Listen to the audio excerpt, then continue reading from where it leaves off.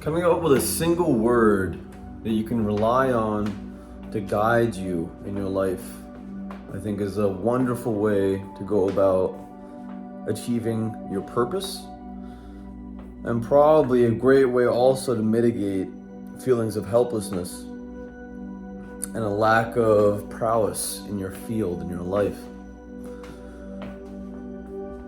There's a lot of ways to go about doing this, but the main one comes from a video that I saw of Evan Carmichael that actually aligns a lot with how I talk about finding purpose, which is essentially looking at components of your life that you find to be interesting and stimulating, and seeing what words and associations you come up with regarding those experiences. For instance, a book you really enjoyed reading, or a movie you really enjoyed watching, an activity you enjoyed doing when you were younger. Any words that come to mind as to why you like these things should be firm indicators of what you like doing in life in general.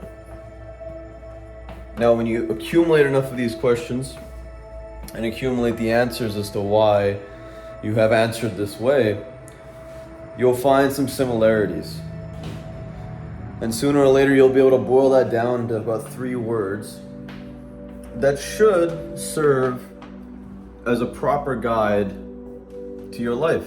The things that you should probably be trying to gun for, the things that will make you happy.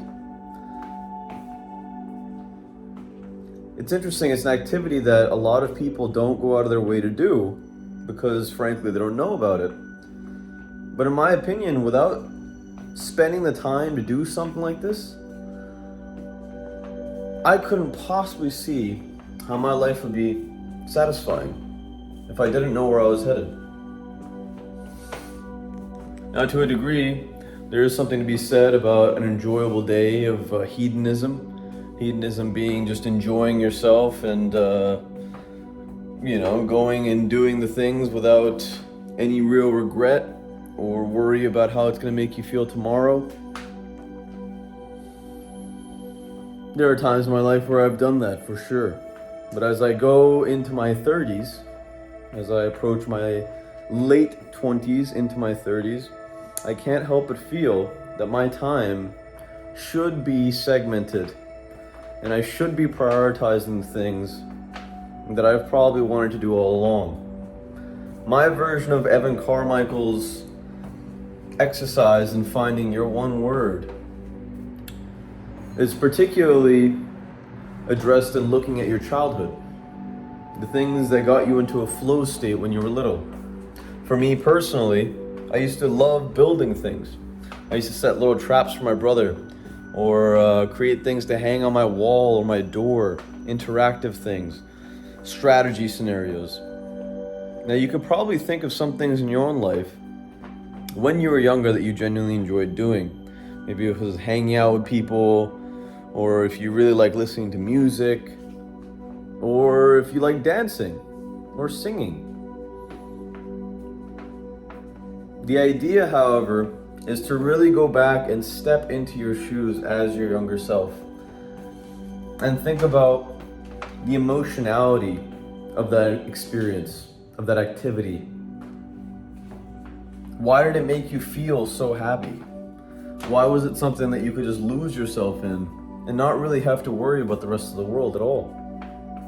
Words will come to mind, and a lot like Evan's exercise, putting these words together, finding the similarities will definitely serve you in the long run, I promise. Something worth looking into. My personal word that I've come up with, though initially it was inspire and creativity, the third that keeps popping up is ether. Now, to a lot of people, ether is some substance, has to do with everlasting life potentially. Upon definition search, ether, or at least ethereal, is the in-between. The stuff in between everything. The way people make us feel, the vibes we have, why we enjoy making things, eating food, taste, sure. But why do we remember it in such a way? Why are certain memories correlated to a smell? Why is it that we feel like there is something bigger than us? Ether to me essentially means paying attention to the context of everything.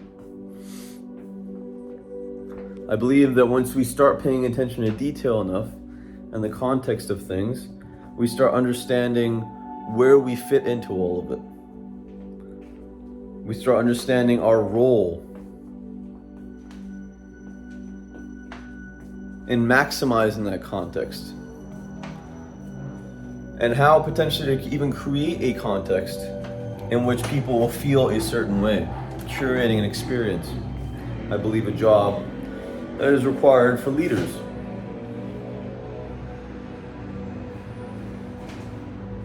Now, ethereal, spirituality, creativity. Is it something that we've always needed as human beings? I'd have to say yes to my own question, obviously. For some reason, a long time ago, when we decided to start farming and start caring about gathering resources more than we need, I believe that our urge for finding soulful things to do in life became an urge to create new things in a static situation. Meaning, we were very comfortable. We had the food, we had the family, we had the love, and we thought to ourselves that we want something more. So we started making things, pretty things to look at, pretty things to use, useful tools to make our life a little bit more efficient. And over time, we started to value our creation of things rather than the maintenance of what already exists. Perhaps losing touch with our ethereal selves, our higher selves. Is it better or worse? I don't know. But I wonder, with the introduction of the knowledge that there are extraterrestrial, or at least non-human biologics in this universe that potentially are much older than us, I wonder if every species or every organism on a planet that gets to a level of consciousness and becomes essentially the ruler of a planet, if they get this way by first and foremost leaving behind what already is, essentially evolution, saying to themselves, hey, we don't need to participate in this system because now this system belongs to us. It created us, now it belongs to us. A lot like how some of us feel about our parents, our families, right? We grow older, we begin to understand what's going on in our teenage, adult years, and sooner or later we have our own family and realize that, hey, the norms or regulations that were put in place when I was a child don't exactly stand well here. So let me take a look at how to augment it and potentially make it better. So, humans have now gone to creativity to satisfy our inner soul, our inner child, I suppose. But if any of you have created anything, and I speak from the experience of a painter, a musician, and a content creator, an influencer, you realize sooner or later that it doesn't really have to do with inspiration anymore. There is a rote monotony, to a degree, to getting things and producing them, to making things. And I can't help but feel like, unless there's a bigger goal in mind, your word, your purpose, you can very easily get lost. For instance, prior to making this video, I was thinking to myself, what the hell am I going to talk about? I have made 70 videos so far, in which I've touched subjects that I genuinely enjoy talking about, and sometimes there's overlap, sure. But damn, I don't really have anything new to talk about right now. I still need inspiration. I need to get some more information. So I said to myself, what's your word, Tarab? Your word is ether. What's your mission? Convey emotional intelligence. You want to become more emotionally intelligent? Know what you're worth. And know why you do the things you do. Check this video out. It talks a little bit more about this. One of my earlier ones, actually. And remember, love yourself. Actualize your potential.